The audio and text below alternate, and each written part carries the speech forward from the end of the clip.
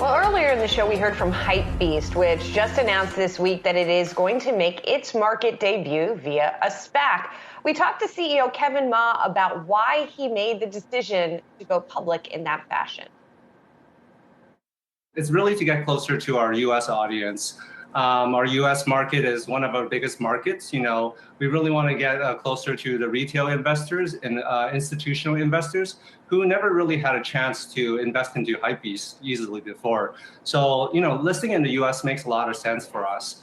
And in addition, I think, partnering up with IronSpark is also, amazing because they come with like a diverse set of skill sets. I think they can help us, go to the next level. Of course, the number of SPACs coming public, the number of companies de-SPACing through those deals, they've gone down. And we've had the SEC impose new rules. Let's talk more about all of this. James Angel is with us, Associate Professor at Georgetown University's McDonough School of Business. It is good to see you this morning, Professor.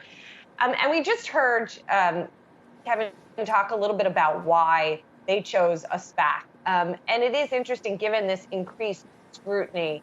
Do you think that the new SEC rules help, prevent some of the abuses that may have been happening in the system? Well, I think the SEC means well, and they are trying to clear up some of the problems we've seen in the SPAC sector, but they're at great risk of inflicting death by 1,000 paper cuts on SPACs. Now, I'm a big fan of SPACs because I believe they are an innovation in corporate finance. They provide an additional way for a company to access the public markets. James, but a lot of these stocks that went public last year via SPAC, they've been hammered. A lot of investors have been hosed. Why shouldn't these things just get banned?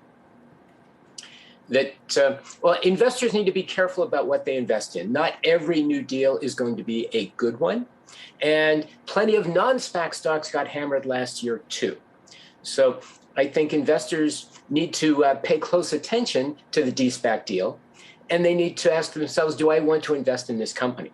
What I love about SPACs is that investors do have a choice.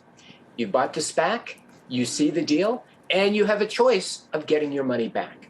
I think that is really one of the best deals around. Now, one of the things the SEC is pushing for is more disclosure around the de-SPAC, and they're also pushing for more liability on everybody involved. Well, more disclosure is nice, but that's really the only tool the SEC has.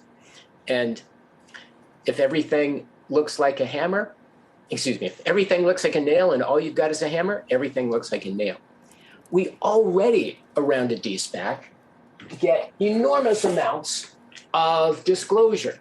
Okay, here is literally an inch-thick book that I got, for one of the SPAC deals.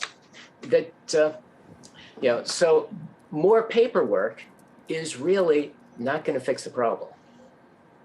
So does the problem get fixed then just by people being a little more skeptical, perhaps? We've had a number of these companies de-SPACing, and the stocks have tumbled because, say company X says our profits are, which we've never made before, we've never made a profit, but we're going to make $200 million next year in profit. Or we've never even had revenue, but this revenue is going to materialize next year. That seems to be really the crux of one of the issues with SPACs is that they make these sort of lofty promises. Do investors just need to be more skeptical? Absolutely. Nobody knows exactly what's going to happen in the future. And we all know that entrepreneurs are, by definition, really optimistic. And I think investors need to take any projection with a grain of salt. They also need to look carefully at the backgrounds of the people who are pushing these SPAC deals and the de-SPACs and ask themselves, what kind of success have they had in the past? That's what I would like to see the SEC focus on. Tell us about the people putting these things behind us. What kind of experience have investors had in their previous SPACs? That, I think, is one of the things I would love to see in these documents, and it's not there. Yeah, especially when you have a lot of celebrity backers here. I don't know what their deep SPAC experience is. I am curious, James, that the prospectus that you were holding up, how did that one turn out? Actually, I don't remember. I'll have to check. Okay, fair enough. Saz? Yeah, James, you sound a little more upbeat on the future for SPACs than I remember when last time we spoke. Did something change? Do you like some of these new regulatory efforts? Well, I think the sheriff is coming to town and trying to clean up some of the problems. I mean, that is clearly what's going on. The details can be debated as to what they're doing, but SPACs do provide a different way for a company to go public. It provides another tool. And we have roughly half as many public companies to invest in now as we did 25 years ago. That is a serious problem for capital formation in this country. So anything we can do to make it easier for companies to go public in a safe way is actually a step forward. And having a well-regulated, but not too expensive method for SPACs to go public makes good sense for our economy. I mean, it's interesting because we have what the numbers tell us are more privately held unicorns than ever, right? Companies that are valued of at least $1 billion, to your point about them not wanting to go public.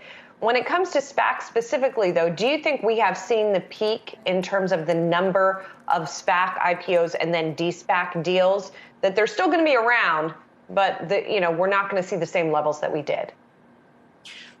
Clearly, we've had a boom, and we know from the history of financial markets that when you have a new innovation, you have a boom, then you have a bust, and then you have a plateau of productivity. And I think we're seeing the same thing in SPACs. We had a new innovation, a bunch of people rushed into it. We probably had too many SPACs going public at the same time. So now we have too many SPAC deals, or rather too many SPACs looking for deals. And with a clock ticking on those SPACs, they're probably going to bring some not so good deals to the market. And this is one of the things that's causing concern for the SEC and any other rational investor. But that doesn't mean that the SPAC itself is a bad idea. It just means that as we get used to this new tool, we'll have a better understanding of when it makes sense and when it doesn't. And hopefully we'll have more information to make those decisions. James, thank you so much. It's good to see you. James Angel is an associate professor at Georgetown University's McDonough School of Business. Appreciate it.